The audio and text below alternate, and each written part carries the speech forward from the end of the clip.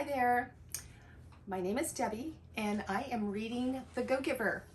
We are on chapter 13. All right, let's get started. It's called Full Circle. That afternoon, the mood was somber on the 7th floor of the Clausen Hill Trust Corporation. Third quarter was coming to an end and all Joe's colleagues were doing the same thing he was.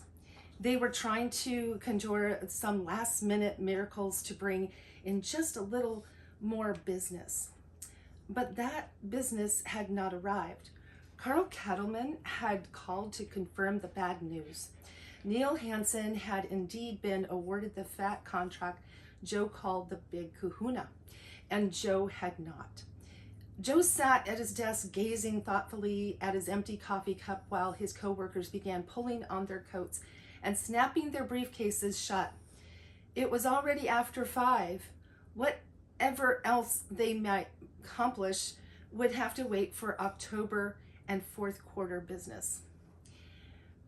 You want to come in off that ledge and talk about it before you jump? Joe looked up to find Gus peering at him from his open office door. Joe gave a half-hearted laugh and motioned for his friend to join him. Gus took a chair by Joe's desk while Joe fiddled with a pencil. Well, Gus, I just lost the account of my career and blew my third quarter numbers. I'm not even sure what'll happen to me now. And the really weird thing about it is, while Gus listened, he pulled his meerschaum from his vest pocket and poked at it. The weird thing is, of course, I feel bad, but not as bad as I should. I mean, I never actually tried to get Pender's help on this deal. I never even brought up his name to Carl Kettleman. I suppose I screwed up big time, but if I had to do it all over again, I think I'd do the same thing, you know? He looked up at the clock on the wall. Exactly 1 week ago, right at this moment, I was asking you for Pender's phone number. And now, he sighed, patience, I guess. Gus pulled a small silver lighter from his pocket, put the meerschaum between his teeth, ignited the lighter with a soft snick, and held the flame to the pipe's hard white clay bowl. He puffed a few times until the pipe was well lit, then leaned back. The man was actually smoking a pipe right here in the office. Gus winked at him. Just a few puffs, he drew on the pipe, then held it away, peered into the bowl, and poked at it with his forefinger. You can't measure your success by whether or not you get the account. That's not the point. No? What is the point then, Gus? Gus took another puff, blew 3 perfect smoke rings, and watched them fade away, then knocked the pipe's contents into Joe's trash can. The point is not what you do, not what you accomplish, it's who you are. Suddenly, Joe felt like crying. I know, it's just, he looked up to Gus's face and was struck by how much his kindly expression reminded him of Pender's. It's just, I hate to sound so pragmatic and mundane, but what good is all of that if it doesn't generate any wins in the marketplace? I could be a saint and starve to death. Joe cast a forlorn glance around the office, looked up at the clock, and suddenly sat bolt upright. Ah, the last law. Gus raised the eyebrows. I'm supposed to apply the last law of reciprocity. The key to giving is being open to receive. But how am I supposed to do that? How do you go about being actively open to receive? Because I'll tell you, Gus, I'm already open to receive honestly. I mean, I'm really, really open. He sighed and hunched back to his chair. At least I thought I was, but it looks like the only thing I'm receiving is the short end of the stick. Gus leaned over and put his hand on Joe's shoulder. Don't worry, Joe. He stood up. Worrying about it does no one any good. You've had a long week. Go home to your wife. I'll stay to close up. Something in Gus's manner made Joe's shoulders relax, and he felt his bleak mood dissipate slightly.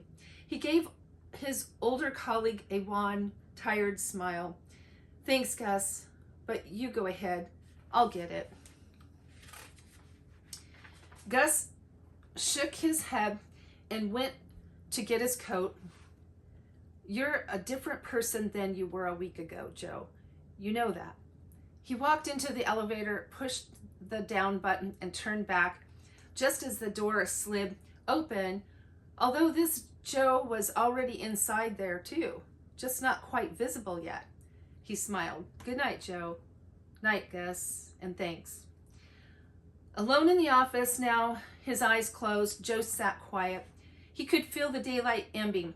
Time to close up. He slowly got to his feet. He ambled over to the coffee urn, dumped out the shallow, bitter pool of the late afternoon coffee, removed and discarded the cool, damp grounds, rinsed out the big metal cylinder, and began to wash the area around the percolator with the wet paper towels. As he washed the cups drying and stacking them neatly in the cupboard, he thought of Rachel in her luscious brew. He felt an odd smile of contentment bubble up from inside and spread over his face. He stopped moving and listened to the quiet stillness in the normally busy office. What was he feeling? The quiet felt almost as if he were alive, motionless, but listening. It felt, how would you describe it? Receptive.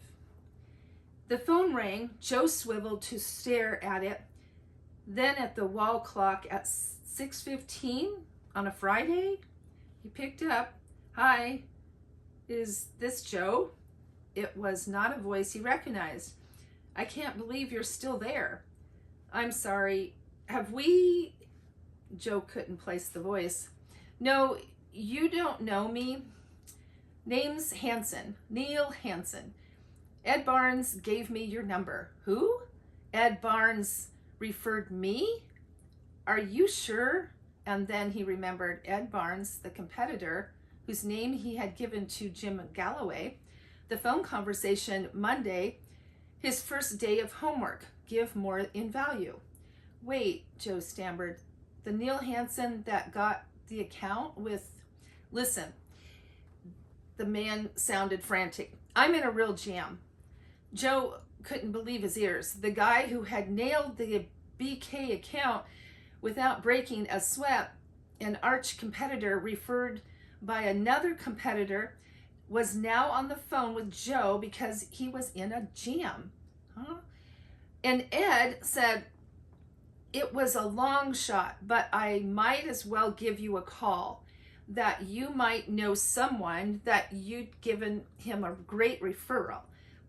I've got a guy about to call me back who works with this huge account. I'm talking seriously huge, and he's in a major bind. This account lost their supplier and they need someone fast because they have this major thing lined up. Who's the account? Joe asked. He heard the man pause on the other end. You won't believe me when I tell you. He told Joe the name of the account. For a moment, Joe couldn't breathe. It was a name next to which the big kahuna would seem no more than a now. This was not a big kahuna.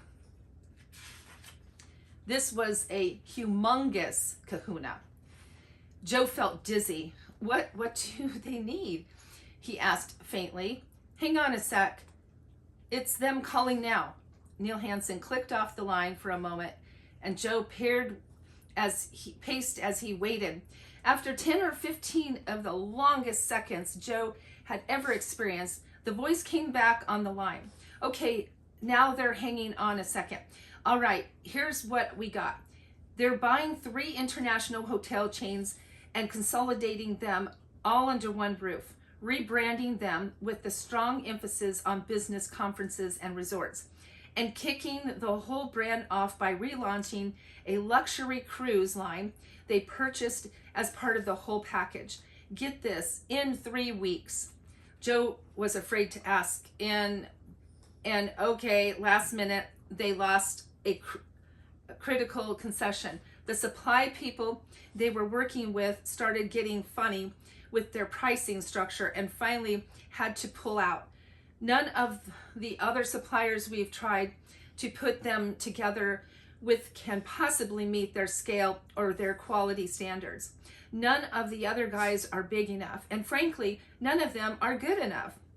Whoever can make this happen is going to be sitting on an amazing package, but I can't find anyone who can pull this off.